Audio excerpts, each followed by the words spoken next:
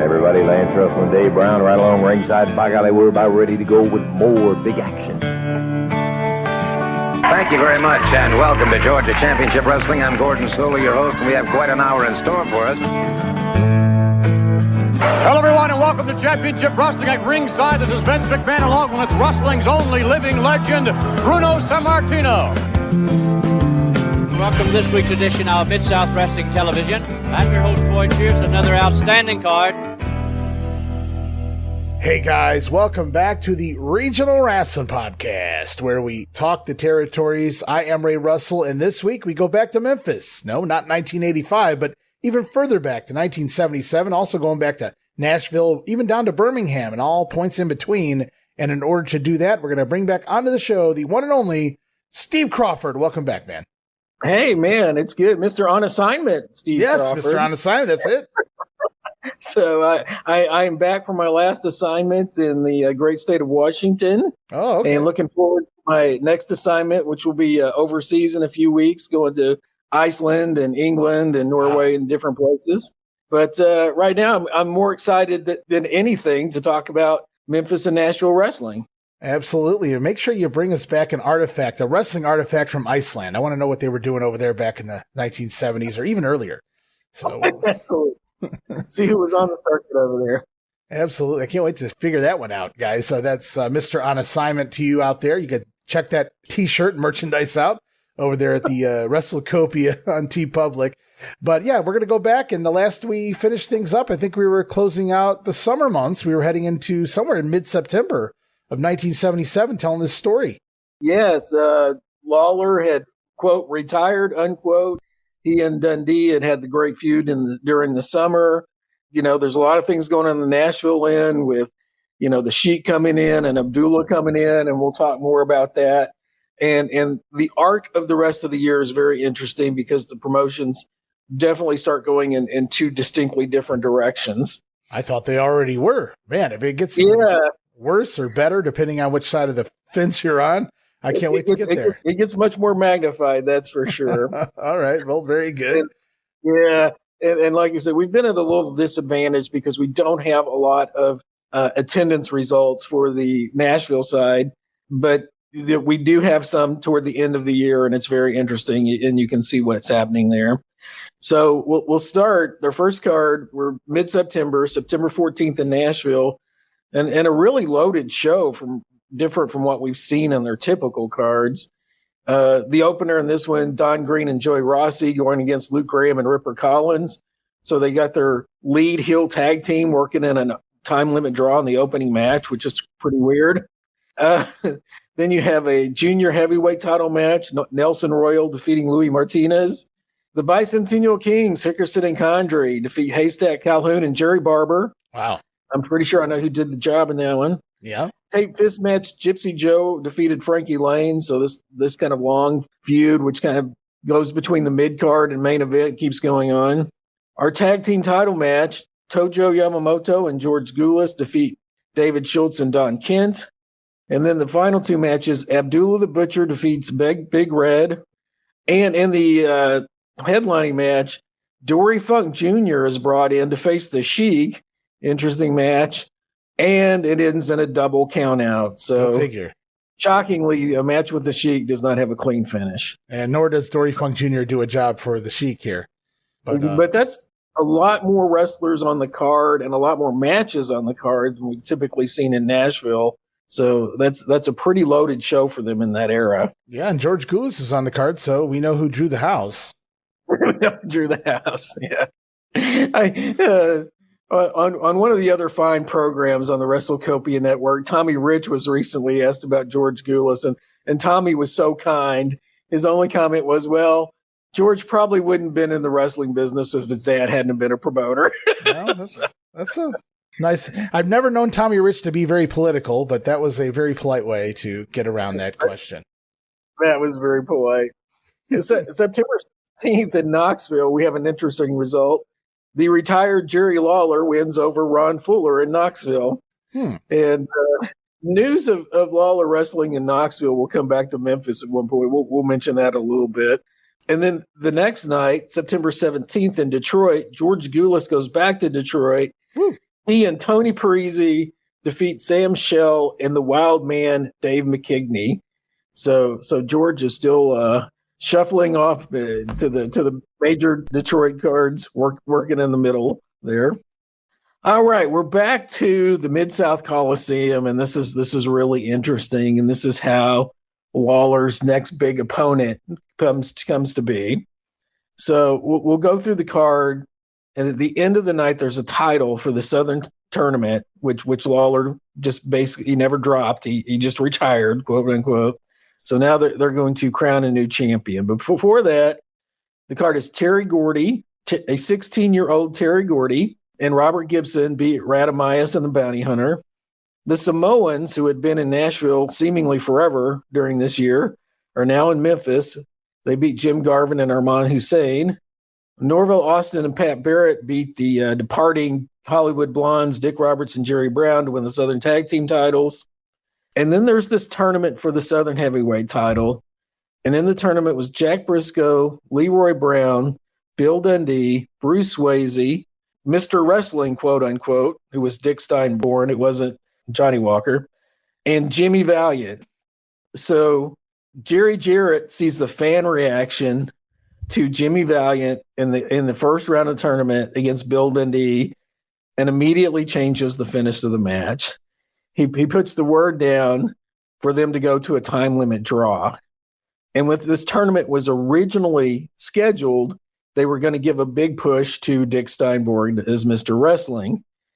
And Jarrett sees the crowd response to Valiant and changes it on the spot. And after his first match, he says, "What are the chances you can come back next Monday?" And Valiant said, "Well, they're pretty good because Dick the Bruiser doesn't have shows on Monday, but you'll have to clear it with him." And he says, "Tuesday morning, I have to be in Indianapolis. That's the day we cut our interviews that go around the circuit." So it was like their all-day interview day on Tuesday. So immediately, Jarrett decides that Valiant is going to win that night and become his new Southern champ.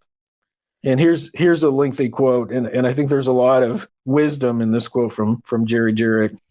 "Valiant was so great on the mic, and his style was different from everyone else here. The fans took to him from the first match. The Lawler retirement deal was based on a simple principle in the wrestling business. A promotion can never get anyone over as well as the established superstar if the established superstar is still on the cards. With Lawler retired, quote unquote, the top spot was open in the fans' minds. As soon as Valiant got over, Lawler returned and we had two superstars. More recent history of the WWF confirms my theory. Hogan left and Bret Hart was able to get over. Bret left and Shawn Michaels got over.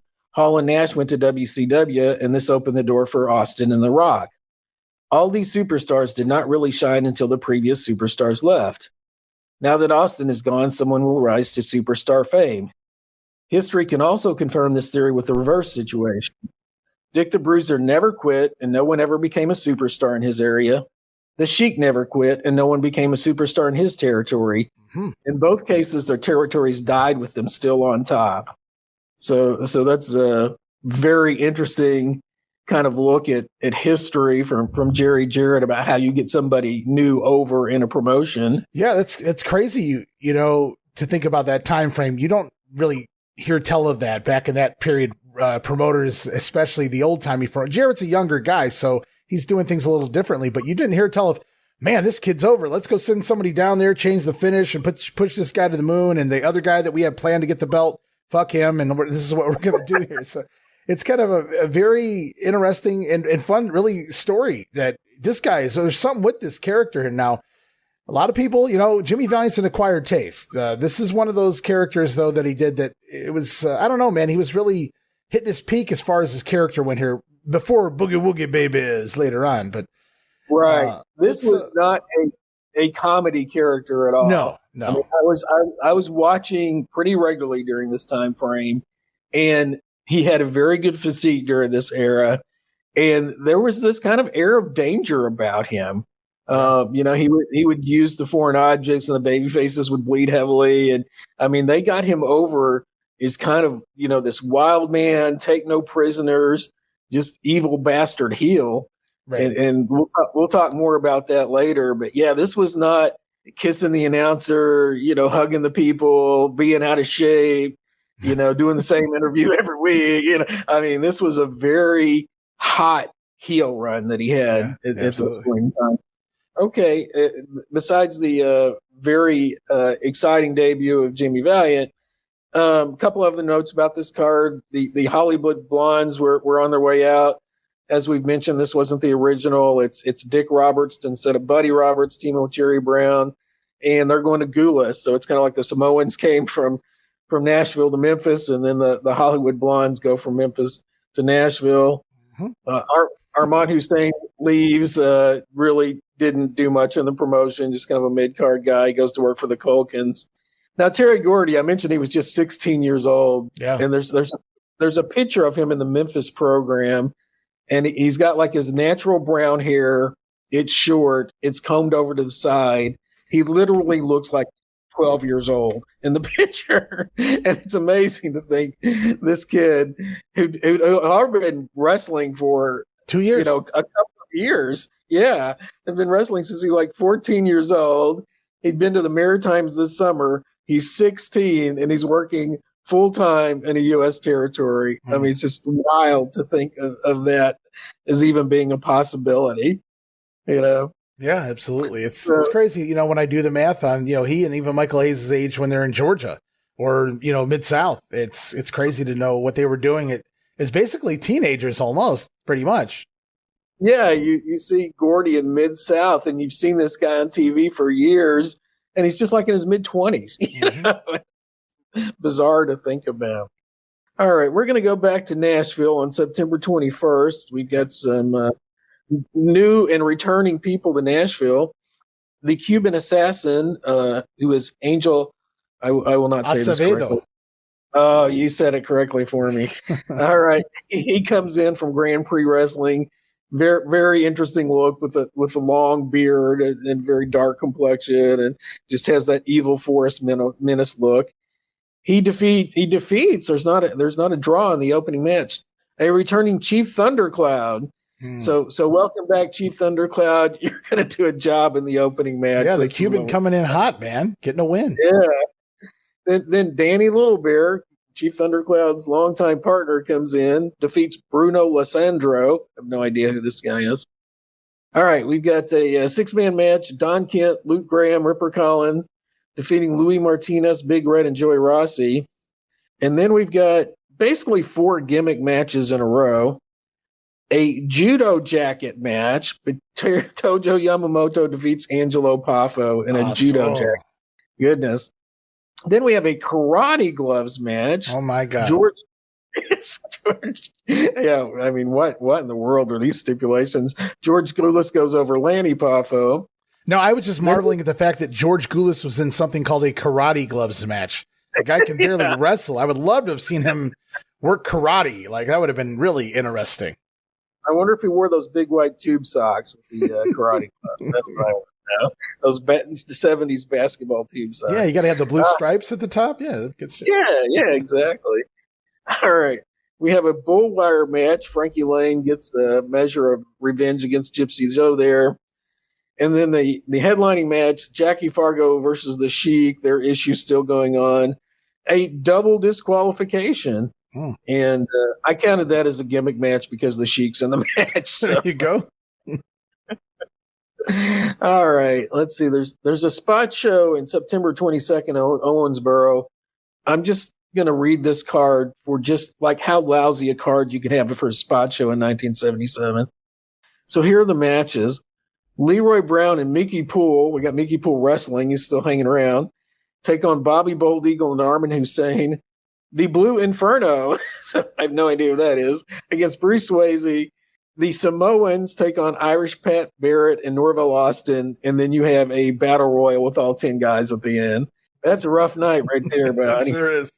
That's enough, right? Where's the ticket prices on that one? I want to know. Yeah. I hope they gave refunds. All right, September 23rd in Knoxville, our retired Jerry Lawler defeats the Mongolian Stomper.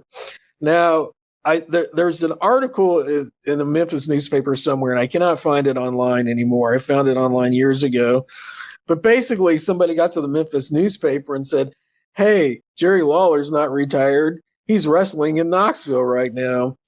And Lawler just goes, oh, these wrestling fans, they're just crazy sometimes. I just had a few commitments on the books, and I'm just finishing out these few last commitments before, I retire full time. So that was pretty funny that made the actual Memphis newspaper that Lawler had worked a match in Knoxville. Now, we do have an attendance figure for a card in Chattanooga on September 24th, and the attendance was 5,000, so that's a pretty good night. And Chattanooga is still a Gulas town, right? Still a Gulas town. Okay. And I'm not going to read the entire card, but I'll tell you why they drew 5,000 people, because the headline was Abdullah the Butcher versus Andre the Giant. Wow. So they brought those two attractions in, and, if you can draw 5,000, you have a pretty good evening there. And a no contest, I see. Yeah, so Abdullah didn't even do the job for Andre, interestingly enough. Oh, I will mention that, we have this new feud going on between Joey Rossi and Lanny Poffo, and they had both been in the Carolinas, and the reason for the feud is Joey Rossi thinks that Lanny Poffo put a mask on and attacked him while they were in North Carolina. So, he has no proof, no evidence. Yeah, exactly. It's like the Frankie Lane feud with Gypsy Joe. 7 years ago, Gypsy Joe left me for dead in Japan, and all these things that happen someplace else. That's right. It's the cheapest way to go, man. It is. It's Insta-feud. That's right. September 25th in Louisville, they do the same 6-man tournament. It's not the exact same people for the Southern Heavyweight Championship. Valiant wins the tournament again. The interesting thing is Valiant was not listed on the card originally. So again, that just kind of reinforces both Jarrett and Valiant's claim that they weren't bringing this guy in the territory. He was just booked for one night. So you think about, like, in June, he showed up in Gulas for one night. He said, hey, I'm going to be coming in here. They put him over in their program. I'm going to be sending all these pictures in. He never returns. He's legitimately booked for one night in Memphis. Jarrett says, there's money all over this guy, and starts changing his entire promotion to get this guy over. So a little difference in the way things were done there. Also, September 25th, that's the day Roy Welch passed away. And again, Welch had left the Gulas promotion late in 76. And I think that was the real impetus for Jarrett to break off, because Welch was his mentor and he didn't have that same relationship with Gulas. So it was just probably a matter of time after Welch left. All right, we're going to go back to the Mid-South Coliseum. We do not have numbers on this show. When they don't list what the attendance is, I'm assuming it's not great for these Memphis shows. Oh, I love the opener. Yes, love the opener. Jim Garvin beat the Riddler. Who do you think booked that name there? How do you think Lawler was involved in that name? Yeah, there's a mask with all these little question marks on it. So I guess it was inspired by Batman or something. Sure. Yeah. This looks like a Lawler book card, even though he's not working on it. Terry Gordy, Scott Casey. Scott Casey came in from Florida. He'd actually been around for about 5 years, which surprised me. I did not know he started that early as a wrestler. Yeah. He and King Cobra's on the card. They go to a draw with Leroy Brown, Radamias, and Bruce Swayze. Hickerson and Condrey are back from their pretty short stay on the Gula side. They beat Robert Gibson and Jerry Bryant. The Samoans go over Bill Dundee and Tommy Rich. Tommy Rich is back for the night. Some sites online actually list as Bill Dundee and Jim Garvin, but the newspaper account and the card both say it was Tommy Rich, so I'm going to go with Tommy Rich there. Southern Tag Team Champs Norvell Austin and Pat Barrett go over Mike Stark and Jerry Novak. Mike Stark had turned heel again. Mr. Wrestling beat Jimmy Valiant via DQ, and Dundee won a, quote, Scaffold Battle Royal. Well, that's new. How do you put those three words together? Scaffold Battle Royal. I have no concept. Only of in that. Memphis. My goodness. What do you do? Throw like 6, 8 people up there and start throwing them off? My God. I mean, that's broken legs everywhere. That is a video game match if I've ever heard one. Somebody book one of these today. Man, Scaffold Battle Royal. My goodness. That's wild. I have no idea what that match was, but just it's so funny conceptually. All right, September 28th, we're back in Nashville, and we've got Don Kent and Louis Martinez going to a no contest.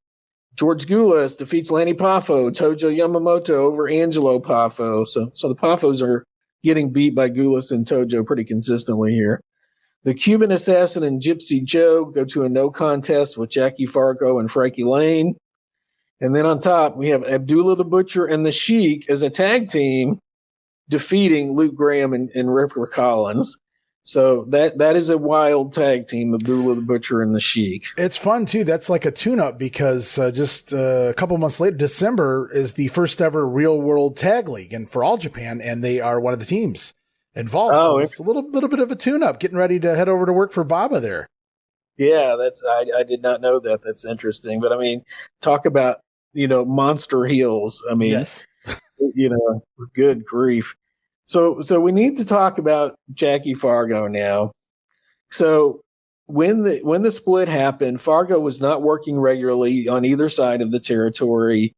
He comes back. He's been kind of the headliner for Gulas throughout the spring and the summer. And there have been all these hints in their program about, he's going to retire at some point. He's tired of the road life, And so here's something that Tim Dills wrote. During the fall, it was announced that Fargo was injured. A little time went by before the Mid-America title was declared vacant. With this, Fargo's last big run for Gulas ended. He would return in years to come, but with never any great regularity or for very long. For the most part, the Fabulous One's last major run for Gulas, complete with mischievous grin, flying fist, his finishing hold, the atomic drop, and the famed Fargo strut, ended in 1977. So the interesting thing is, to me, from a booking perspective, is you've got the guy who's the legend in the city, your top babyface, he's leaving, and he goes out and really doesn't put anybody over in any meaningful way that's going to help the territory in the long run. No, yeah.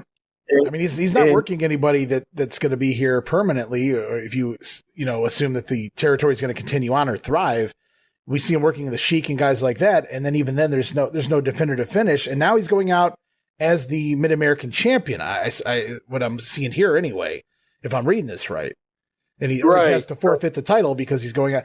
And I get that. That's a fun story too. It's a Rocky story. Hey, go out on top kind of deal. But at the same time, that's not how wrestling should work, because we should be helping, the next wave of guys get over and help the promoter continue on for everything they did, to promote you. Now it's your turn to give back. And Jackie's like, some bitch. He just kind of says, I'm retired. But I mean, you would think they would have had a plan. Okay, who can we make the top heel, somebody that we can work around long term? Yeah. I mean, Jarrett would have never done that. I mean, Jarrett had already established Lawler over Fargo back in 1974 and said, you're not the top guy here anymore. And so it just amazes me that he retires and there's really no benefit to the promotion. You just have this gaping hole now where your major babyface used to be. Yeah. Yeah. All right. Now I'm going to quote a post from David Williamson from the old Wrestling Classics message board. David was a huge old-time Southern wrestling fan. He was kind of a controversial guy on the message board for some of his personal opinions. Was this like Tojo Mojo or something like that? Yes. Okay. Yes, exactly. But he's going to talk about, I'll read, but he was regularly going to Birmingham during this era. So his perspective is really interesting. I was in Birmingham in 77. In the fall of 77, the Sheik and Abdullah both made a number of appearances. The fans were definitely taken back by these two, and both Sheik and Abby got great heel heat there. There was a 3-week stretch in Birmingham where the Sheik and Abdullah appeared every week, solid crowds of 5,000 plus in the auditorium every week. That was the fall of 77. Luckily, I was there and saw those matches. First 2 weeks, it was 2 wild and bloody heel versus heel tag team bouts. The Sheik and Abdullah versus Crazy Luke Graham and King Ripper Collins. Wow. Then I saw the first together saw the Sheik and Butcher win after a bloody Graham was pinned. The Sheik used his foreign object a number of times. The next week is a big bloody brawl, but the Sheik and Abdullah had a falling out and started fighting amongst themselves. They battled outside on the floor, getting counted out. The next week, Abdullah and the Sheik took each other on. Man, that was one wild, bloody war. Abdullah had his way of making these awful, loud, high-pitched screams when in action. I've never forgotten that. But anyway, these two fought out in the auditorium lobby. Then they left the building, went into the middle of 8th Avenue North in front of the auditorium with the police stopping traffic so the two could slug it out. It was unreal. Think about that for a minute, though. I mean, this is before the cameras were following you outside. These guys were just doing this for the hell of it, right? Maybe a trickle of fans followed out to kind of see what was going on, but really that's all they were doing it for. This wasn't televised, but man, talk about, I'm sure that was a fun report in the local newspaper anyway. Yeah. Of course, the ref had counted them out long ago. The police finally hustled them back into the main building and back close down to the ring. It was declared a double countout. Very wild, and I still recall those Sheik Abdullah matches very well from long ago. Back then, they were making cards for Gulas and Chattanooga and Nashville also. So, again, they've got all these kind of special attractions coming in. They're doing all these heavy blood angles. They're doing the fire angles with the Sheik. And the problem becomes, I think, from a booking is how do you keep topping that? Or what happens when you stop doing that? And we're going to see what happens when they stop doing that. Okay. Strangely, the Southern Tag Team title switched in Evansville. The Samoans beat Norvell Austin and Pat Barrett. That's my best guess. I think Barrett was going to leave the territory shortly after this, so they probably just needed to get the belts off of them. So it wasn't the typical do it in Memphis and do it around the loop. Okay. What we have for average attendance in September Memphis is about 9,500, which sounds great, but we do have some cards without attendance figures. I think the reality would probably be much lower than that after Lawler left. Okay, October 1st, Detroit, George Gulas is back there. He and Tony Parisi defeat the Canadian Wild Man, Dave McKigney, and the Wolf Band, Vilmos Farkas. So, again, George Gulas is big in Detroit in 1977. Yeah, that brand new tag team heading to New York next, I believe. Parisi and Gulas. Huh? Yeah, on their way to the big show. All right, we do have the attendance for this night in. So on October 3rd, we've got the card that's going to happen in Memphis, but Lawler is also going to do a quote concert unquote. And this is I could no longer find this on YouTube. I've seen this video for years. So basically, Lawler has this backing band. I think Jimmy Hart's part of it. They probably rehearsed 2 or 3 songs. And Jimmy Valiant comes out before Lawler and says, I want to sing, I'm from New York. I'm the big star. I should be the person up here. And, they take him off the stage, and the band has no idea what's going on. They've got like these female backing singers who are just looking confused as hell because they're not read in on this angle or anything. So they take Valiant off the stage. Lawler comes out. I think he does 1 song, and maybe he's about to start a second song, and Valiant comes back out on the stage. He grabs a guitar, smashes Lawler over the head with the guitar. So that's how the concert ends rather abruptly. Well, you should have let the Boogie Woogie Man sing Lucille, baby. I want to hear sing Lucille, daddy. Yeah, it's a fine time to leave me, loose wheels. So anyway, but since Lawler was not on the card, this is a very, very low number. They drew 2,600 this night. So much for a concert drawing the number, right? It's like, well, Lawler was there. Yeah. I guess don't quit your day job, Jerry. Yeah, he did not get over as a singer. That gimmick did not work. So on the card, Robert Gibson goes over the Riddler. Terry Gordy and Jim Garvin beat Radamias and Leroy Brown. Scott Casey over Bruce Swayze. Norville Austin, Pat Barrett went over by DQ over Hickerson and Condrey. Jimmy Valiant beats King Cobra. Cobra was a job guy. Valiant's doing the angle. Hey, I'm going to pick my opponents. I think this guy's an up-and-comer. So instead of facing someone legitimate, he beats somebody really weak to hold on to the title.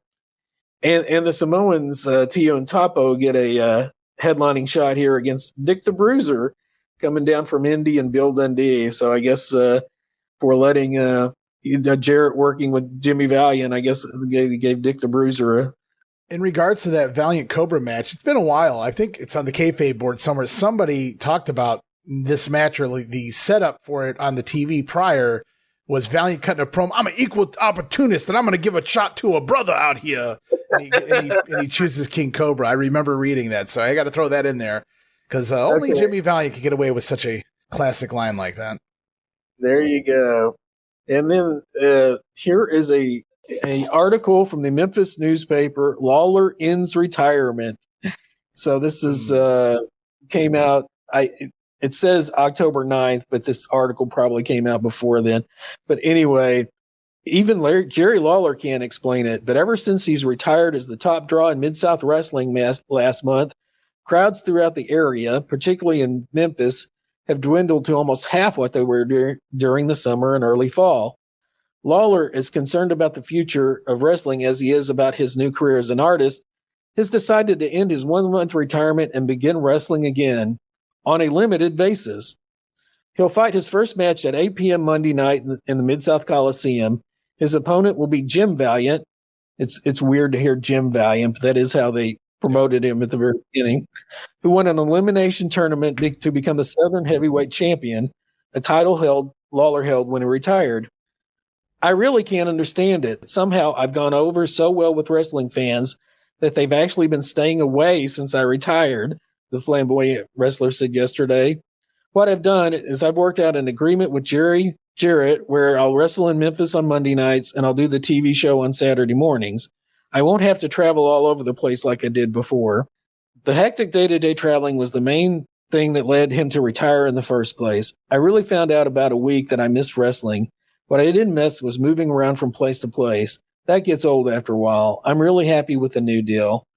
Lawler, who said his new contract is for more money than the old one, added that he's concerned many wrestling fans will think that money was the only reason he retired in the first place. Nothing could be further from the truth, he said. I did get more money, and I was reluctant to come back at all because everybody's probably going to say it was a publicity stunt. Actually, I was just tired of everything. When I told Jerry I was retiring, the first thing he said was, "Well, how much do you want?" I said, "Man, I'm just tired of wrestling." I really was. I wanted to take on other challenges, and art was one of them. Since he announced his retirement, Lawler has made preliminary arrangements with Marvel Comics to do artwork on a limited basis. With my new arrangement with Jerry, I'm able to do the things I want to do during the week. I'm real excited about it. I feel that even doing a limited amount of drawing, it's a foot in the door for me. So... Oh, Jerry worked for Marvel Comics. I wasn't aware. Yeah, Marvel Comics. Yeah. I'm not sure the ankle ever got, or the big toe for that matter. But, so after 3 weeks of being off the card, he's magically back again. All right, we're going to go back to Nashville on October 5th. We start off with Danny Littlebear, Don Kent going to a draw. Louis Martinez goes over Angelo Poffo. The Cuban Assassin and Gypsy Joe defeat Tojo Yamamoto and Frankie Lane. So I guess with George Gulas out of the tag team, Tojo Yamamoto can lose a match. George Gulas defeats Lanny Poffo by DQ. Luke Graham versus The Sheik ended without a winner as a double countout, and that's not even the headliner. Abdullah the Butcher defeated Ripper Collins. So you got The Sheik in the semifinal and Abdullah in the final.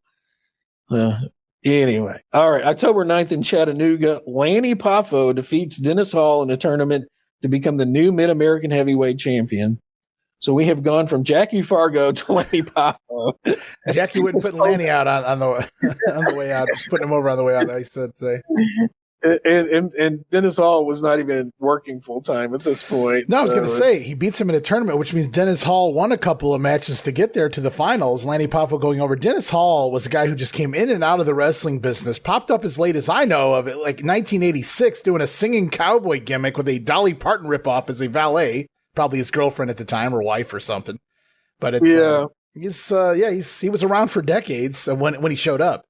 But Yeah, it's kind of fun though. But yeah, Lanny Poffo, the new Mid-American champion. I see the dip off there. Yeah, we're going to see some more dip offs, let me tell you. All right, October 10th, 1977, Lawler returns. Not as big as house as you would think, so maybe there was some initial cynicism about all this. 6,792. So certainly not a bad house, but not coming back from 2,600. I mean, my goodness. That's an extra 4,000 people. I mean, I get what you're saying. We expect a little more with Lawler's return, especially with the storyline that they put together last week in the Coliseum. But would this be Lawler's first big babyface run in the company? Yeah, I believe so. You know, the funny thing was he was always cheered when he fought the world champion, even though he was heel. Right. But I don't think he was ever a full-fledged babyface before this. Yeah. So I think you're right. I think this is the first big babyface run in the company. Isn't that amazing? A month ago, this guy had spent years being the ultimate heel, cutting promos on everybody that came through there and just doing the most disgusting things. And then all it takes is Jimmy Valiant with a guitar swing. And maybe the fans, how can we miss you if you don't go away? Now they realize, well, we hated Lawler, but we loved to hate Lawler, or maybe we loved to love him, And so now he's back. So it's perfect in that regard. And we'll see what happens with the house numbers going forward too. Well, and you have the local hometown boy who has beaten everybody. And now you've got this arrogant guy claiming to be from New York City. New York City, daddy. Insulting the hillbillies and rednecks. And yeah, it was just kind of a perfect contrast for the time. All right, so this house, again, almost 6,800 people. Jim Garvin still hanging around, beats Leroy Brown. Pat Barrett drew Terry Gordy. Giant Frazier's back, beating Bruce Swayze. Hickerson and Condrey, no contest with Scott Casey and Robert Gibson. Mr. Wrestling beat Radamias. The Samoans beat Norvell Austin and Bill Dundee. That's kind of a surprising. I'm sure that Mickey Poole was probably in their corner and something pernicious went on. Lawler has a triumphant return, beating Valiant to win the Southern title on his first night back in. All right, so we're back to Nashville in October 12th. We got Jerry Brown going over Bobby Eaton. Oh, he took the hood off. And took the hood off. Beautiful Bobby. I read, and it's just it was on a YouTube video, a shoot video. Bobby Eaton said he had never had any training in the ring whatsoever. Yeah. Completely self-trained, to become one of the greatest wrestlers. I believe in my mind. Used to set up the ring, right? And then they would get to play around in it after they set the ring up. And then it was this time here in Nashville working with Randy Savage, supposedly, where he and Randy were just doing a bunch of nonsense to each other on the floor and off the top rope and whatnot, and kind of establish their futures. So yeah, I'd love to see tape of that. That's another thing to say. There's so little tape of the Nashville side during this era, almost none. Well, you got to figure how much, if somebody had some sort of recorder back in 77, were they going to spend the $40,000 it would have cost on a reel or a tape or something to film Nashville right now? I mean, I don't know. Yeah, it would have been a good investment if they'd known. Yeah. If they'd only known. All right, so going down the card, our friends Graham and Collins over Frankie Lane and Louis Martinez. Nelson Royal defeats Dennis Hall. I guess Hall probably had vacation from his full-time job and did a week on the loop or something. Yeah. Mid-American Tag Team Champs Tojo and George Gulas going over Cuban Assassin and Gypsy Joe. In a bull wire match, Abdullah the Butcher defeats the Sheik by disqualification. So a bull wire, like you needed a stipulation with Abdullah and the Sheik. Like, it's not going to be bloody enough to begin with. Let's hit some bull wire. We're going to assure you that somebody will bleed in this match. That's right, profusely. Louis Martinez, he leaves Nashville for Detroit, so that was kind of the two-way. We get all this Detroit people coming to Nashville, and the Nashville people go to Detroit. October 15th, George Gulas defeats Hartford Love in Detroit. He was protected in Detroit, I tell you. Was. That was the deal, He was on a roll. All right, October 17th, or back at the Mid-South Coliseum. We don't have a number on the attendance figure on this one. In the opener, Ken Dillinger and David Schultz go over Terry Gordy and El Costello. Interesting name. Costello opposite age range, right? Like Al Costello's like 75 and Terry Gordy's a teenager here. Yeah, his great grandfather Terry and his. I think Costello he would go on to become Hickerson and Condrey's manager during this time frame. Oh, okay. Radamias goes over Pat Barrett. Hickerson and Condrey go over Scott Casey and Robert Gibson. Hickerson Condrey work again, going over Lawler and Norvell Austin. Bill Dundee and Mr. Wrestling beat Tio and Tapu, and Lawler beats Jimmy Valiant in 3 falls. Pat Barrett would be leaving a short time after this. Never did a lot here, really, just kind of a mid-card guy. And he would wrestle in different places till about 1987, but just kind of pop up here and there.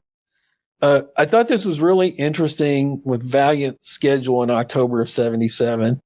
So we talked about Jarrett had to get approval from Dick the Bruiser because that's where he was coming from for approval on his shots in Memphis. So here are the different cities that he worked in October of 77. And several of these cities he worked multiple times, but he worked Rockford, Illinois, which was an AWA town. He did the Memphis, Louisville, Evansville loop. He did Indianapolis, Bloomington, Indiana. He did Chicago, which was an AWA town, Jasper, Indiana, Terre Haute, Indiana, and Detroit for the Sheik. So he's working Vern. He's working the WWA in Indianapolis for Dick the Bruiser. We know that. He's doing the Memphis territory for Jerry Jarrett. And then he's doing Chicago, which is a amalgamation of several promoters there, of Dick the Bruiser and Wilbur Snyder and Vern, and everybody got their hand in the pocket there. So, yeah, right. And in the Detroit for the Sheik. So he's working all around that little area. Yeah, he wrote in his autobiography that, you know, he was probably making as much money as like doctors were making during that same time frame because he's not working tons of small spot shows because he can work the major cities in all these territories at this time. Yeah. I mean, those are some big cities still. I mean, if Sheik was paying him, which I'm assuming he was, you got Detroit, Chicago, Indianapolis, you know, the main town there, and of course Memphis and Louisville. Yeah. Yeah. So it was a good and very busy time to be Handsome Jimmy. All right, we're going to go back to Nashville, October 19th. Jerry Rossi defeats Brown Bomber number 2. So I'm guessing that's Arvil Hutto. I don't know for sure. Yeah, Bobby got to take his head off. Arvil's still rocking the mask, apparently. I think so. The Hollywood Blondes defeat Danny Littlebear and Chief Thundercloud. So Gulas was going to welcome Danny and Chief Thundercloud back. He was just going to job them out to everybody, it looks like. I'll teach you. Angelo and Lanny Poffo go to time limit draw against Bearcat Brown and Pez Watley. George Gulas defeats Nelson Royal. I'm sure the title wasn't on the line, but could you imagine NWA World Junior Heavyweight Champion George Gulas making the rounds? My God, that would be something. Too bad Nelson Royal. I would love to see Vince McMahon Jr. have a promotion. What the fuck is this shit, pal? Nelson Royal really had a great gimmick. I mean, he buys himself a belt and just goes from territory to territory, defending it for like 100 years. So. Yeah. Tojo Yamamoto defeated Abdullah the Butcher by disqualification. So, and we're kind of winding down Abby's run in the territory there. That is a match I do wish they had recorded. That would have been interesting. Tojo and Abdullah. That would have been interesting. All right. So the Valiant feud amps up a little bit. We have the first time that I'm aware of for a main event that Lawler and Dundee tag together, and the crowd is over 9,000 people. So Dundee's over, Lawler's over, Jimmy Valiant's over, and people want to see this match. So it starts off, David Schultz goes over Jerry Bryant, Phil Hickerson goes over Terry Gordy. The Great Mephisto's in town for a short amount of time. He beats Robert Gibson. Mr. Wrestling beats Dennis Condrey. Tio and Tapu are still the champs. They go over Norvell Austin and Scott Casey. And then Jerry Lawler and Bill Dundee beat Jimmy and Johnny Valiant, a very rare appearance of Johnny Valiant in the Memphis territory. That's when you say, well, three of us are over. One of these things is not like the other. We don't necessarily, it doesn't matter who's this fourth wheel, though, for this one. And, of course, the Valiants are established in the wrestling magazines at the very least at this point. So people kind of have an idea of Johnny being Jimmy's brother from another mother anyway. But I don't know if you mentioned it, but the drawing was 92-64 as far as the house goes, which is substantially even up from the last time that we had, some figures. But that's amazing, man. To this quickly after that heated rivalry throughout the summer, Dundee and Lawler putting every stipulation in the world on the line back and forth. I would have loved to have seen this TV to see how they came to this. Lawler and Dundee joining forces to take on the evil Valiant brothers. Yeah, they had to do an angle at TV because it was originally scheduled that Lawler and Norvell Austin would wrestle. So I'm not sure how that played out. I have heard that, Jimmy Valiant told Johnny, look, Lawler and Dundee, this is, the Dick the Bruiser and whoever, the top baby faces of this area. Mm-hmm. And I'm not sure Johnny Valiant wanted to really sell a lot for Dundee and Lawler, and I don't think he was welcomed back very often. So they knew where the money was in that situation. Who is Johnny Valiant not to sell for? So I don't know, man. I don't know. Yeah, who knows? Who knows?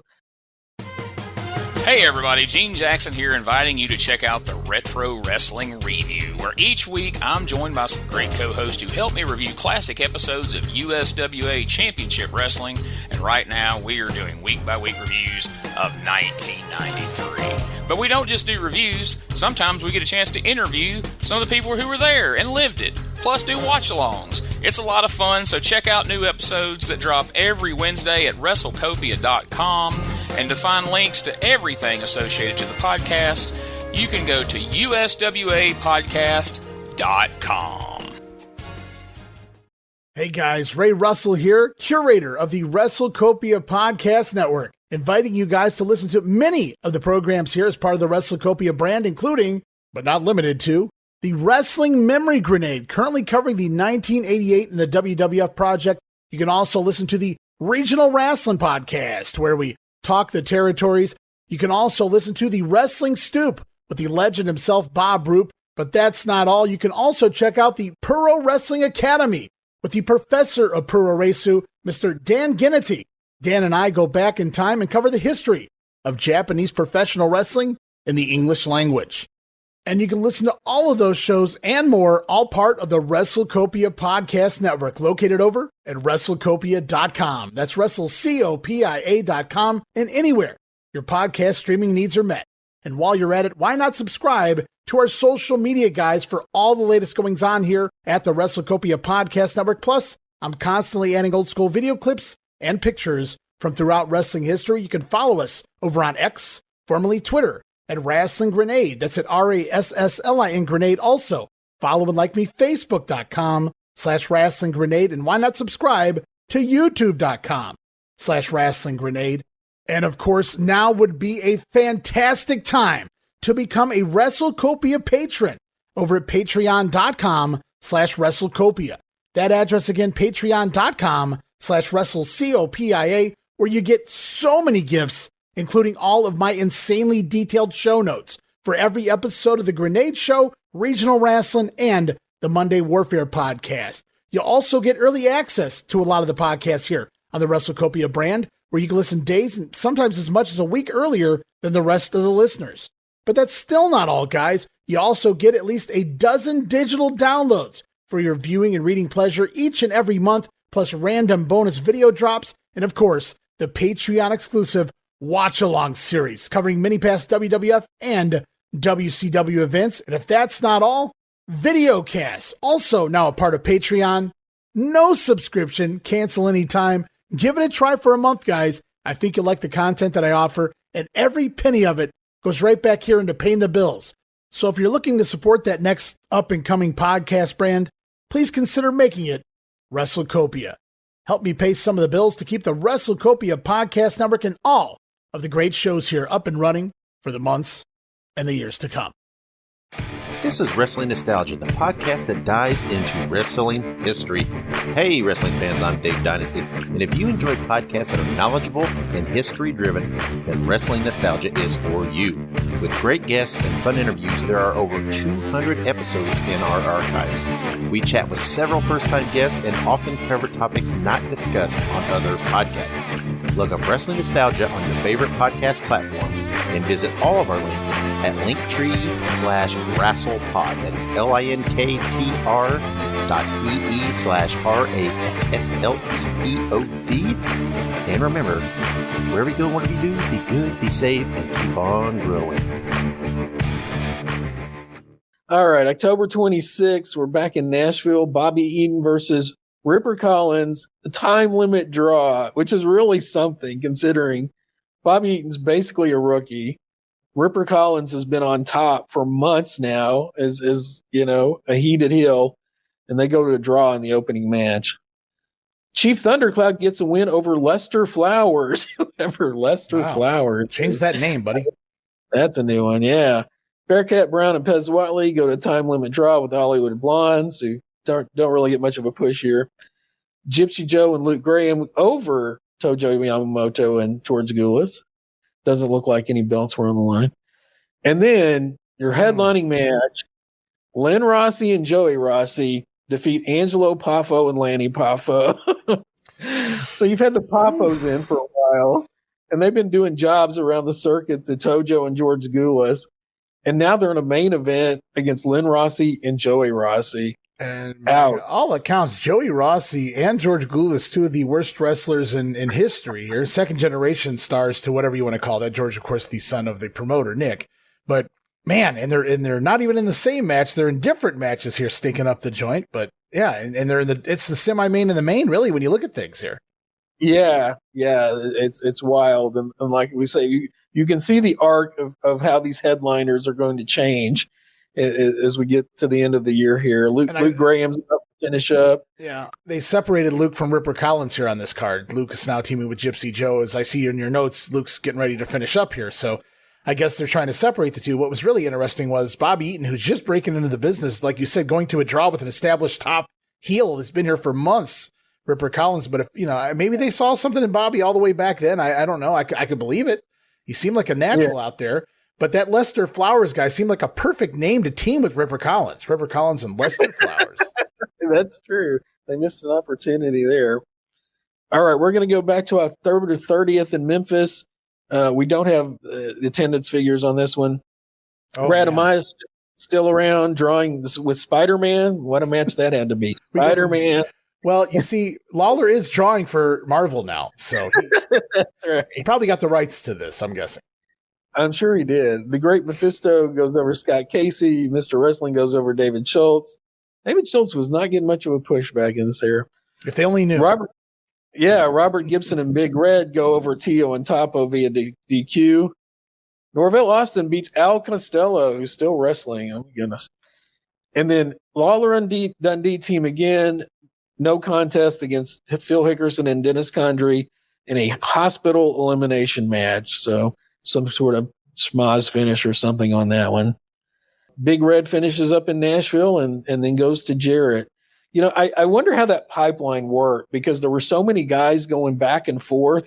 So there had to be some sort of informal relationship that they could end with Gulas, start the next week with Jarrett or vice versa. I think a lot of phone calls were being made. I'm not getting the right push. I'm not getting enough money. And they're just jumping back and forth. These guys are taking them as long as I'm thinking Nick Gulas is taking anybody he can get. And Jerry, he's even taking guys back. And Jarrett's probably giving everybody a try. It's hurting Gulas short term anyway to take the guys, even if he can't really use them. Right. Now we do have an attendance figure on a Birmingham show on November 11th. And it is kind of interesting because a lot of the people we would consider big draws are no longer around. So Frankie Lane, Jerry Brown in the opener, time limit draw. Vicky Williams defeated Terry Shane, women's match. The Hollywood Blondes, no winner against Pez Watley. 45 minutes. Oh, my gosh. Pez Watley, Frankie Lane, and the Hollywood Blondes go 45 minutes.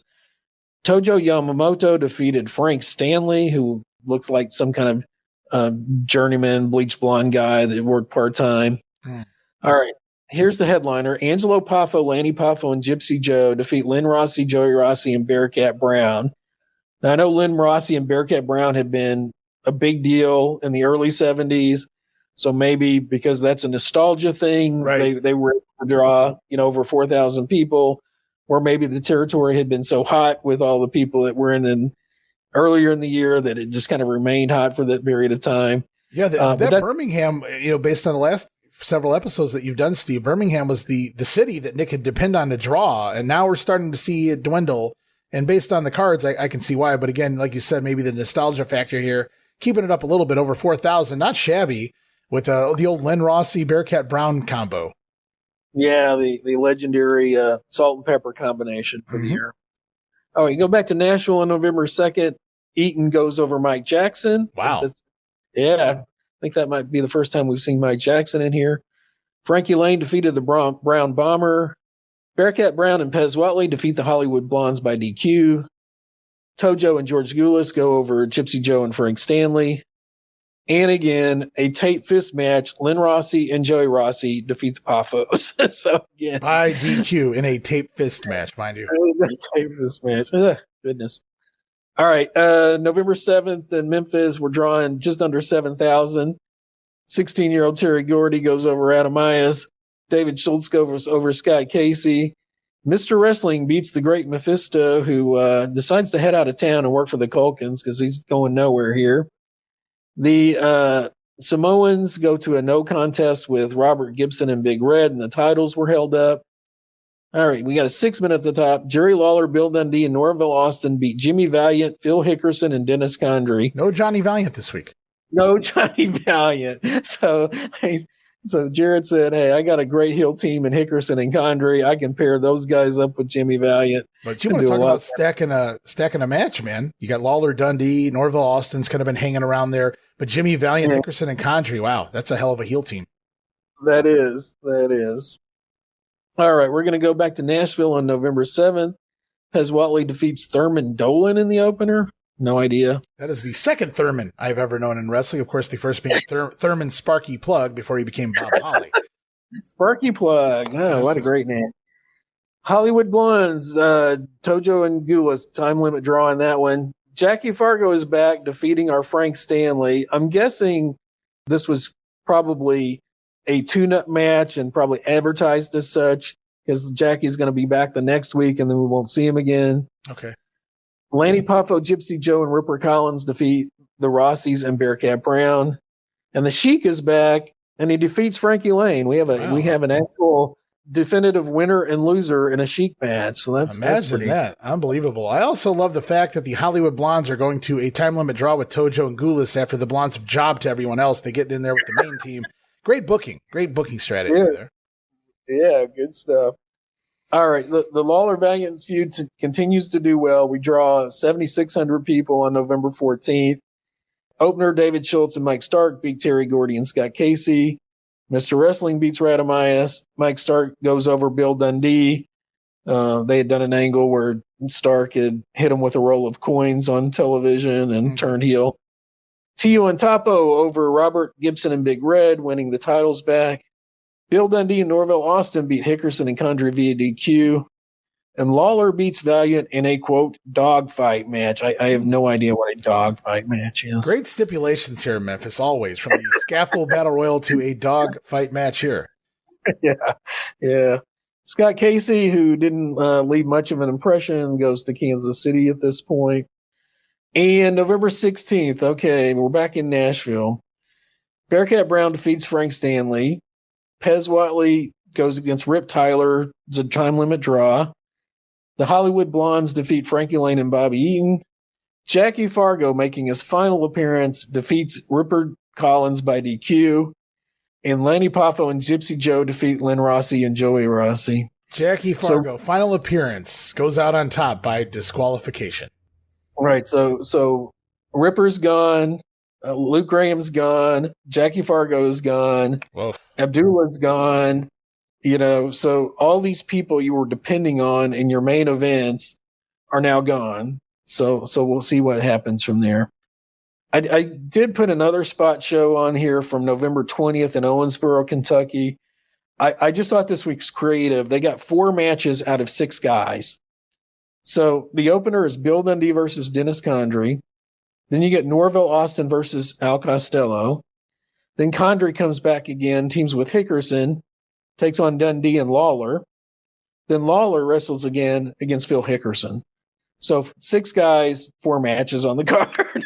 Yeah, Lawler and Dundee doing the double duty, and Dennis Condrey. So you can't go wrong with that. It ain't bad for a spot show, I guess, if that's what you're working with. Yeah. Norville Austin and El Costello were the only ones who didn't do double duty, so they got to get out of town fast, and everybody else had to hang around.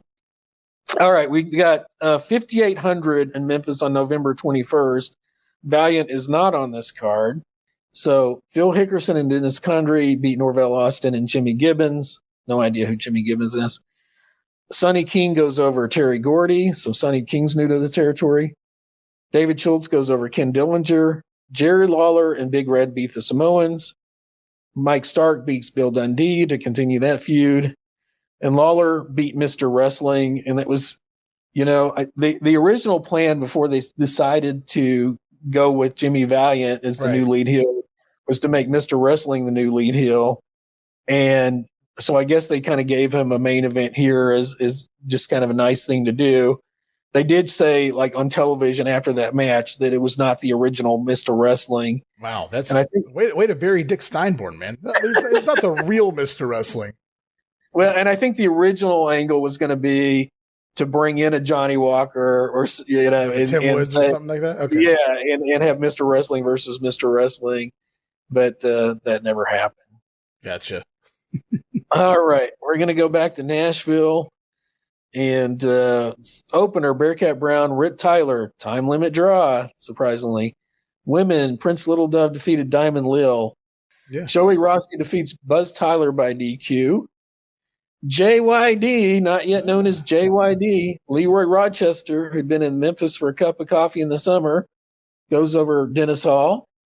Tojo and George Gulas versus Lanny Poffo and Gypsy Joe is a double countout. And the Hollywood Blondes get a main event here, defeating Frankie Lane and Bobby Eaton. So we need to clarify Rip Tyler. Okay. So there was a Rip Tyler who was a longtime star on the Gulf Coast circuit. This was not that Rip Tyler. Real name was Henry Till. And here's what was written in kayfabe memories about the worst tag teams in the Gulas territory. Mm-hmm. Rip and Buzz Tyler. No, this Rip Tyler was not the better known Rip Tyler who was best known for teaming with Eddie Sullivan. This Rip Tyler was skinny and pale. His partner Buzz was heavy set with curly hair. Managed by Billy Hines, this team had worked some independents in the South before receiving a push against Lynn and Joe Rossi for Gulas, although they never caught the attention of the area fans. Rip suffered injuries at the hands of Tojo Yamamoto, and that ended his run. Word has it the other Rip Tyler, whose real name was Dean Vaughn, was less than thrilled someone was using the ring name he'd spent years developing and maintaining. Buzz hung around a few weeks after Rip's injury, but faded not long after. So, they were kind of trading on the fact that maybe people have heard of these wrestlers in other territories as bringing them as being big stars, right? And bringing them in under those aliases, which, of course, Memphis did. Well, several times. Memphis, not that Mr. Wrestling, and over here in Nashville, not that Rip Tyler. Right. So we've got all this fakery going on. All right. Valiant is back on the November 28th. We don't have the attendance on this one. Terry Gordy beats Ken Dillinger in the opener. Mr. Wrestling goes to draw with Norvell Austin. So he was headlining the prior week, and now he's on the second match on the show. Sonny King and David Schultz go over Robert Gibson and Terry Gordy. Sorry, Gordy's in his second match there. Hickerson and Condrey beat the Samoans to win the Southern Tag Team titles. Bill Dundee beats Mike Stark, kind of ending that feud, I believe. In a bare fist match, not a tape fist match, a bare fist match, which is usually how you wrestle anyway. So kind of odd stipulation there. Odd stipulation. And then Valiant beats Jerry Lawler in a 20,000 versus title stretcher match to win the Southern title. So Valiant's got the title back again. All right, we're going to go back to Nashville. Leroy Rochester, the future JYD, defeats Bearcat Brown by countout in the opener, which is kind of surprising. The Tylers, Buzz and Rip, time limit draw with Chief Thundercloud and Joey Rossi. Man, this is a weak card. I'm sorry. Don Kent defeats Frank Stanley. Gypsy Joe in a coal miner's glove match goes over Frankie Lane. Tojo Yamamoto and Don Kent defeat Lanny Poffo and Gypsy Joe, who had just wrestled in the previous match. Yeah, you're hurt when Gypsy Joe's doing your double duty in your semi-main and your main event matches on the card, man. Yeah. The tag team titles were vacated due to a, quote, injury to George Gulas. I don't know if that was legit or not legit injury. And then Frankie Lane gets beat in his feud with Gypsy Joe and goes to Memphis. So what we know about Memphis attendance during the month of November, a little under 7,000, 6825. So still doing really well in the month of November. All right, December 5th, the Lawler Valiant feud is going well. They draw over 8,000 people. So opener Frankie Lane, who had just left Nashville the prior week, now he's in the opener beating Jim Gibbons. The Samoans go to a draw against Robert Gibson and Mike Stallings. David Schultz and Sonny King go over Jerry Bryant and Mr. Wrestling. Big Red beats Mike Stark via DQ. Bill Dundee and Norville Austin beat Hickerson and Condrey via DQ. And Lawler beat Valiant in a $20,000 versus title steel cage stretcher match. Good Lord, $20,000 versus title steel cage stretcher match. Okay. Wow. It's not necessarily Duggan and DiBiase in the Mid-South stipulation levels, but that's still a lot of shit going on here. That's a lot. We know there's an injury angle that Valiant does. I don't know if Lawler threw fire. They do a interview with Valiant. He's got tape over one of his eyes, literal tape, Yes. He says that's what physicians used in the 1970s, I think. And that's on YouTube, by the way. You guys can go, if you can go find that. Yeah, there's some of that out there. All right, December 6th, I wanted to read these Birmingham results because they were actually published in the paper. Okay. Now, I don't know if they did that every week or not. Boy, did they pick a bad time to start freaking showing results in the paper, man. I mean, this is pretty lengthy. This is several paragraphs. Angelo and Leaping Lanny Poffo, along with Gypsy Joe, turned to illegal tactics to defeat Tojo Yamamoto, Don Kent, and Pistol Pez Watley in a wild six-man tag match Tuesday night at the City Auditorium. The main event on the professional wrestling card was decided in the third fall when Angelo, wearing a cast on his right arm, slugged Yamamoto to the canvas. The Japanese star had apparently winning hold on Lanny when he was slugged unconscious to the mat. The referee didn't see the trickery and awarded the fall in the match to the Poffos and Joe. The fans happily accepted one decision on the card. It was a loser leave town match between the Hollywood Blondes and the Tyler Boys, Buzz and Rip. Both teams are unpopular here, and the fans cheered wildly when the Tylers won, thus sending the Blondes on their way out of town. The match lasted 16 minutes, 45 seconds. In a battle between two black stars, popular Bearcat Brown and Leroy Rochester had their match declared no contest. The two fought all over the auditorium floor, and when both refused to get back in the ring, referee Bob Holland stopped the action. In other matches, Chief Thundercloud defeated Frank Stanley in 11 minutes, 25 seconds with a bow and arrow. And in a match between two crowd favorites, Joey Rossi and Huntfield's Bob Eaton, the clean match was declared a draw. You got to get a kick out of an Indian winning with a bow and arrow, by the way. Bow and arrow, absolutely. I mean, that's a pretty lengthy newspaper report for. Apparently, nothing going on in the city that day, so they just filled it with this. Okay, we talked about a lot of the top stars have left the Nashville territory and a lot of special attractions. So we do have an attendance figure for December 7th in Nashville, and it's not great. It's not. I'm going to read the card, and then I'll tell you the attendance. Chief Thundercloud defeats Frank Stanley. Leroy Rochester and Pez Watley time limit draw. Loser leaves town match again. The Tylers managed to beat the Hollywood Blondes again. Lynn Rossi defeated Angelo Poffo by disqualification. Falls Count Anywhere, Tojo Yamamoto, and Don Kent defeat Lanny Poffo and Gypsy Joe. That draws 607 people to Nashville. Yeah, that looks about right. I'd say that's pretty accurate. Yeah, oh, man. And boy, wouldn't that have been something if the Hollywood Blondes had beaten the Tylers here in Nashville and both teams had to fucking leave the territory? Well, no, one could only work in one town and one could only there work you in go. another. Yeah, that's it. That would be fantastic. Like you're doing promos like that. I can't wrestle you in Nashville, but here in Birmingham, that would be great. All right, so now we're going to go to Chattanooga on December 10th because we have an attendance figure here, and we know earlier in the year they got 5,000 people in Chattanooga for Abdullah and Andre the Giant. Right. This card has significantly less. We'll get to the number. So here's the card: Leroy Rochester defeats Bearcat Brown. The Tylers defeat Pez Watley and Butch Thornton. Tojo Yamamoto and Bobby Eaton defeat the Hollywood Blondes. Gypsy Joe defeated Chief Thundercloud. Don Kent defeats Lanny Poffo for the Mid-American Heavyweight title. And then Don Ross defeated Angelo Poffo. So 771 people in Chattanooga for that card. So that's a drop off of about 85% if I'm doing my math right here. My God. Yeah, that's brutal. That's brutal. Don Ross, huh? Oh, that's an interesting name from the past. Yeah. I'll go ahead and mention this now. Sure. So Ross was in the territory for December and January, and then he worked in California Championship Wrestling as Ripper Savage in the mid-1980s. Yes, he would. My God. And there's a video on YouTube called Ripper Savage, the Worst Pro Wrestler Ever. And it's this very short match. And I think he runs over to attack the other wrestler.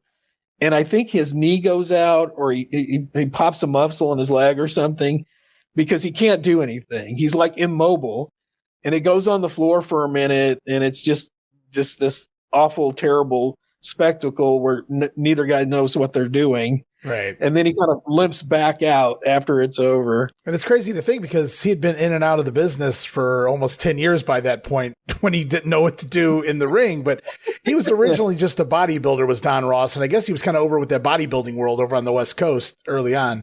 Yeah, he wasn't long for the world either. He passed away fairly young, I think somewhere in the 1990s, if I remember correctly. But yeah, that was pretty much Don Ross, and the Ripper Savage gimmick is out there, part of that old California Championship Wrestling stuff. Yeah, that was painful stuff to watch, I tell you. Yeah, he died in 1995, age of 48, massive heart attack. So, yeah, that figures. Yeah. That works out. That's interesting. I did find this was interesting.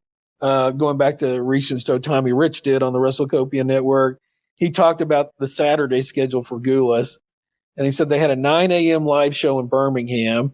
So if you're based in Nashville, that's a 3-hour drive to get to Birmingham in the morning. He said they made $15 for TV, and then they would drive to Chattanooga, which was a little over 2 hours more. They'd do a TV in Chattanooga, get $15 for that TV, and then they'd have the house show on Saturday night. So they're wrestling 3 times a day every Saturday on that circuit. Get that payday, man. Well, some of the talent didn't even, like the real talent, didn't even get paid for TV in some of the territories. So I guess $15. What is that today? 15 times 5? Yeah, $75. Yeah, that's certainly that wouldn't hurt my feelings. All right, December 11th, we've got almost 11,000 people back in the Coliseum, 10,800. The NWA World Champs coming to town. So here's what we have: Norvell Austin, Jerry Bryant, Mr. Wrestling, and Robert Gibson beat Ken Dillinger, Sonny King, Frankie Lane, and David Schultz. Talking about getting everybody on the card. That's exactly what that was. The Condrey and Hickerson go over the Samoans, as they should have. Bill Dundee beats tri-state champ Gorgeous George Jr., who's back in the territory. Mm-hmm. Big Red goes over Southern champ Mongolian Stomper via DQ. Harley Race and Jerry Lawler go to a 60-minute draw. And I couldn't find the entire match recently. At one point, I think the entire 60-minute match was on YouTube. Oh, wow. Okay. There's a video that was posted. I saw it on Twitter recently by a guy who goes by Alan Cheapshot, who does a lot of wrestling material. And it's to the Chicago song, I'm a Man. and it's like 2.5 minutes, 3 minutes of just the highlights, just the big bumps from the match. And that makes it look a lot better than the 60-minute match looked. Yeah, you can do that. It's funny how clips like that work. I've done that a couple of times with my All Japan footage, but no, I do know, you sent me a link. There's at least the final 11 minutes are out there in their completion. If anybody's curious to see what was going on in the final 10 minutes of the matchup, Lance Russell on commentary. And I gotta, I've never given Lance shit, and I gotta give Lance shit because he gave up with about 3 minutes. All right, well, nobody's going to win this one at this point. There's still like 3 minutes left in the match. And then when you're really trying to go home at the end and everybody's fighting and shit, there's like 30 seconds left, and Harley Race kicks out of something, and Lance says, well, if that didn't do it, he's not going to get it done. I'm like, Lance, there's still 30 seconds of story to tell here. What are you doing? So Lance was, I don't know, it's just a different time, I guess, in wrestling but he was like done with it. He's like, that's it. You can't do anything in 30 seconds. Yeah. I thought, looking at it, I thought the ending was kind of flat. Yeah. I mean, Lawler hit him twice with the fist drop from the second rope. Harley kicks out of both of those. It certainly was not what I was used to seeing in terms of Bockwinkel and Lawler, in terms of their chemistry. Yeah. But 10,800 people, that's not a bad night. All right, we're going to go back to Nashville. Unfortunately, we do have another attendance figure. So here's where we're at in Nashville. Leroy Rochester goes over Pez Whatley in the opener. The Tyler brothers defeat Chief Thundercloud and Bobby Eaton. The Rossies go over Lanny Poffo and Dr. Death, whoever that was. A boxing match. Don Kent defeated Gypsy Joe. They figured out. I don't know. Boxing match. All right. Ripper Savage, Don Ross defeats Angelo Poffo. And a lights out match. The Tyler brothers, who were in the second match, defeat Lynn Rossi and Joey Rossi. Just to understand here, as I look at this roster, you had a topic, I believe, from Kayfabe Memories earlier, discussing the Tylers as some of the worst tag teams in the Gulas wrestling history. We've heard stories for years that Joey Rossi and George Gulas are both some of the worst wrestlers in wrestling history.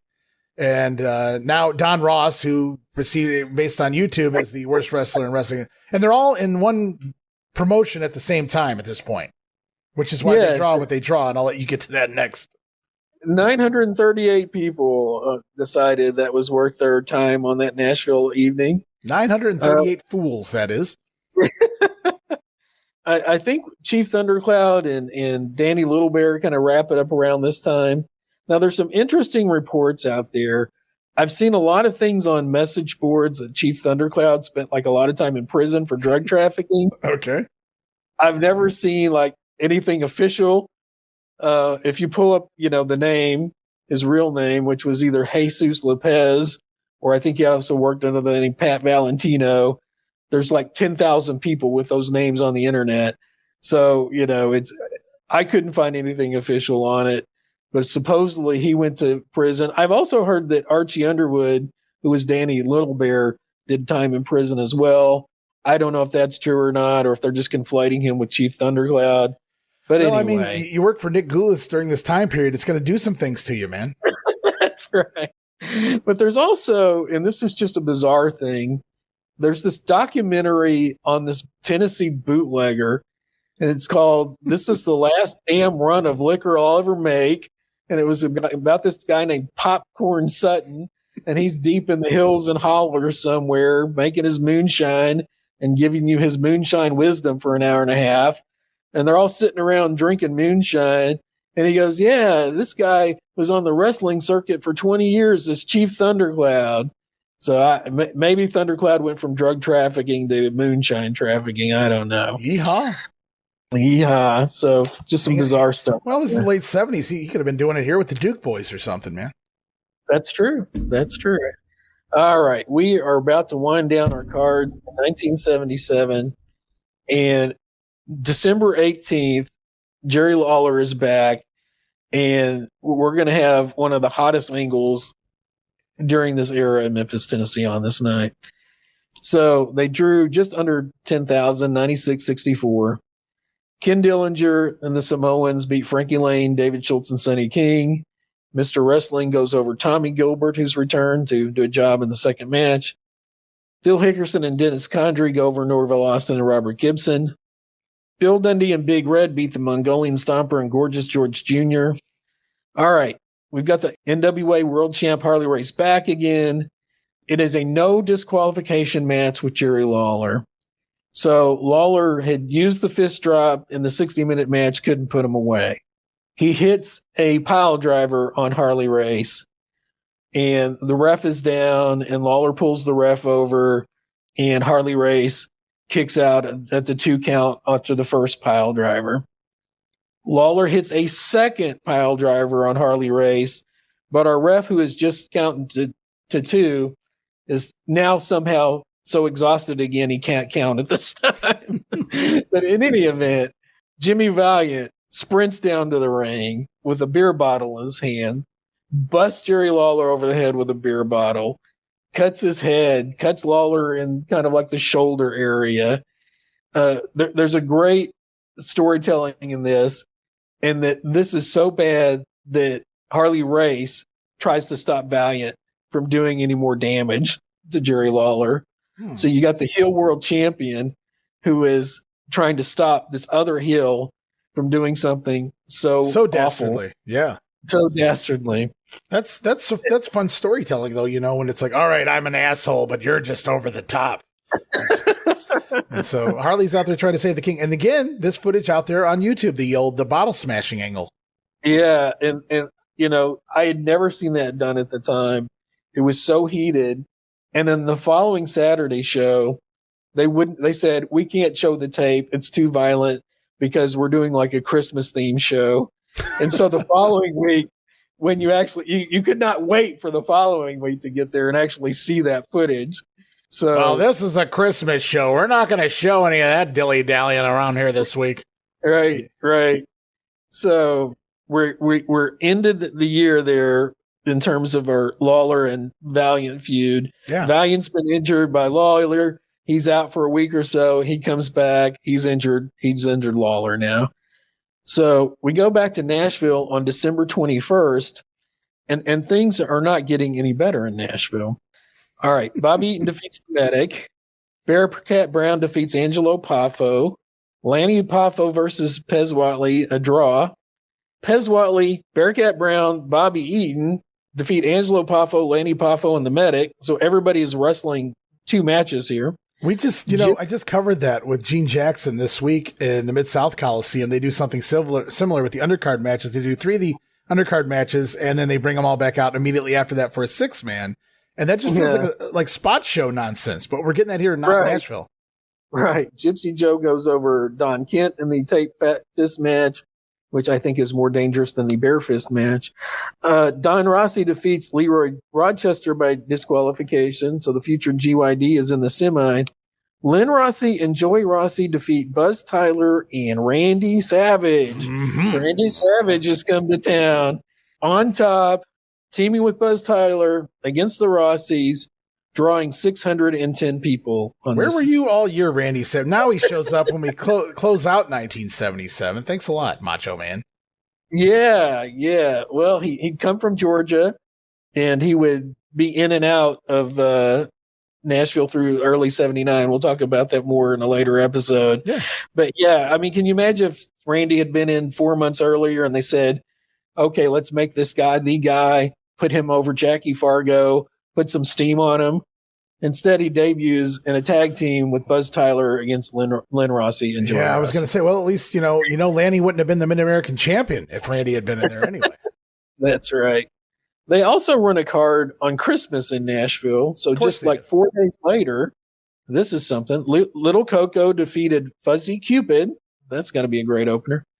Gypsy Joe and Leroy Rochester defeat Mike Pappas and Mike Sierra. And Mike Sierra was the real name of a guy named Rip Rogers. Mid-American Tag Team, Gypsy Joe and Leroy Rochester come out again, defeating Pez Whatley and Bearcat Brown. So JYD's first belt in his wrestling career is with Gypsy Joe in Nashville for the Mid-American Tag Team Champions. Well, every dog needs a bone to chew on, and he found his first bone. Well, one of many. Found his bone on Christmas night. Yeah. Rip Rogers has a great line that Nick Gulas used to say to him. I'd like to pay you what you are worth, but I have to pay you something. And Rip actually agrees with that. he says they paid me more than I was worth. Our last show of the year in the Mid-South Coliseum drew a little over 5,000. Lawler's not on the card. Valiant's not on the card. So here's what we have. Jerry Bryant, Tommy Gilbert, and Robert Gibson go to a draw with Sonny King, Frankie Lane, and David Schultz. Norvell Austin beats Gorgeous George Jr. Mr. Wrestling beats Frankie Lane. Giant Frazier and Big Red defeats Hickerson and Condrey via DQ. Bill Dundee beat the Southeastern champ, the Mongolian Stomper, via DQ. And Dundee won a battle royal to end the night. So it's like a feel-good, send the fans home happy, put Dundee over in the main event matches deal. And they had to reinforce the ring, not just for the battle royal, but that team of Big Red and the Plowboy out here on the card as well. Wow.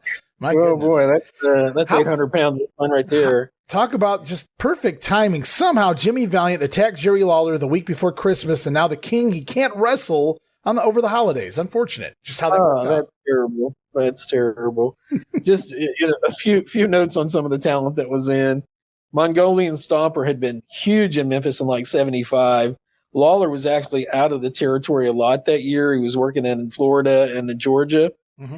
And Bearcat Wright was the Mongolian Stomper's manager. And I think Bearcat Wright punched a fan or he did something where he just had to leave town immediately, like to avoid a lawsuit.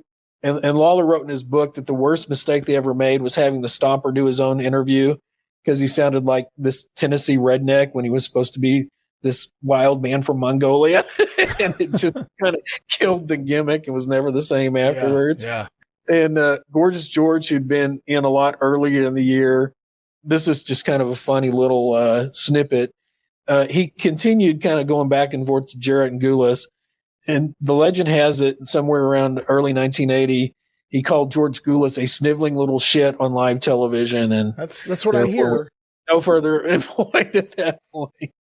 He was shooting, man. He was straight shooting right there on the TV screen. Sniveling little shit. So kind of the arc of the year is that Memphis really does good business throughout the year. And, they split from Gulas and they were in another building. They were still doing good business.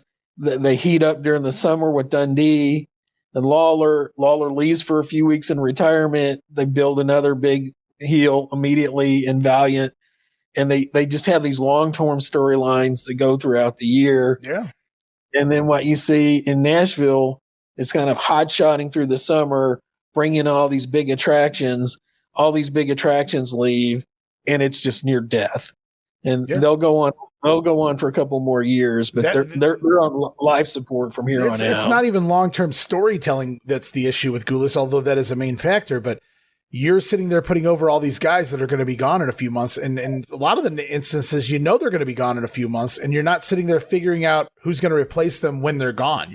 And then they leave, and you just expect the people to show up, and clearly they go from 5,000 and 2,000 and whatever to 600, 700 people, which is just, that ain't good, in any era, whatever you're going to get paid. So it's terrible to see the decline and the rapid decline from where they were just over the summer in regards to having those names there. They were helping to draw, even if the roster, the underneath sucked and there was no storytelling, at least there were a couple of matches that, intrigued people enough to buy the tickets and come on down and watch the wrestling. But now, not even that out there. It's luckily Randy Savage is coming in. Maybe that's going to lead to a few fun matches along the way, but it's not going to draw. Not out of the gate. He's not the macho man of the 80s yet. So right, yeah, and we'll talk about like that in the next episode. But how do you get people over? And Jarrett explained that. I took Lawler out of the spotlight for a while to get somebody else over, and there's different ways to get people over, but Nick Gulas at this point in his life didn't know how. Well, it's fun. I'm sure that they knew what they were doing with the Bill Dundee story that we watched, unfold over the summer, but I don't think even Jerry Jarrett knew how over that was going to get and everything they could milk that for. And what they created out of Dundee was indeed the number 2, babyface star in the company forever after that. And then on the other end, the Dundee thing winds down. And as soon as that winds down, Jimmy Valiant got over. Let's do something with that. And now that works for the rest of the year. So I mean, they've created two major stars that are going to be remembered forever because of 1977 here in Memphis. So the last 6 months at least of the year, I mean, two big stars are created in Jimmy Valiant and Bill Dundee for the Memphis fans. Yeah, and guys that would just make huge money for them for the next, 7-8 years intermittently. And, Jarrett did everything right this year. It seems like it's hard to look at anything he did and say, boy, he really blew it here. He kept the undercard talent fresh. He changed it over a lot, but he knew who was drawing on top, and he went with those guys and played out the storylines until it was time for another storyline. So it's been a fun ride going through all these results and just looking at all the little stories and things going on in between. I appreciate all of the hard work and the research you did going back into the appeals and just, the slamograms and everything and telling some of the fun stories and the kayfabe stories. And I still love the fact that Jerry Lawler stole the Plowboys, basically his record deal. It could have been. So, I mean, there's a lot of fun, little things that I never knew happened, without doing this show. So it's meant a lot to me, but we're not done yet. Why don't you tell the people what we have coming up to the Go Home show, or this is the Go Home show, but the main event is coming and then next time around. Yeah, I think we want to look further into, we're not going to do week by week looking at the Gulas territory, but I think we need to kind of dig deeper. Why did this all go so badly? Yeah. And why, this promotion in Nashville that had been there for decades, by the summer of 1980, just a couple of years later, is out of business. And I think there's a lot to learn in that. So that's what we'll be doing. We'll be kind of looking more at the Gulas side. We'll be kind of looking at some of the things Jarrett and Gulas were doing to kind of antagonize each other during this time frame, which is some interesting and funny things that were going on behind the scenes that we'll get to. And we'll get to, some of the reasons why one guy is incredibly successful and building himself a mansion in Nashville, and one guy, is basically becomes an outlaw promoter, in the future. Yeah, it's a slow demise from this point forward for Nick Gulas. I mean, we kicked this whole thing off by talking about the split. Jarrett leaves Nick Gulas and Welch and goes and forms his own little gimmick here over on the western side of Tennessee, and it's really prospered all year long. And like you said, we've slowly watched Nick just fall down a hole. And even when he lost Memphis, he still had Birmingham. And even that looks, pretty pitiful at this point in time coming out of the end of the year. So we're going to see what happens. We're going to let you break it down for us. Go look into 78, 79 a little bit and see what exactly goes wrong or what continues to go wrong, or even worse, if that's possible, in the next episode. So I'm looking forward to that. That's, I wanted the payoff, and we're going to get the payoff. We're going to look at, the demise. So I can't wait to get there. I appreciate you so much, Steve. Oh, it's been a fun ride, and I'm kind of sad that the ride's coming to an end, but there's always another ride. There is always another ride. We'll be talking about that when Steve's not on assignment for a couple of days at some point in the next 5 years.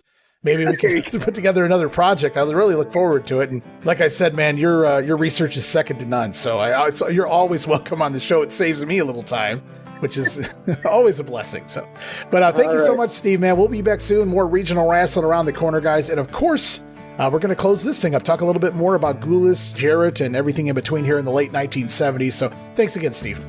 Yeah, thank you. It's been a blast.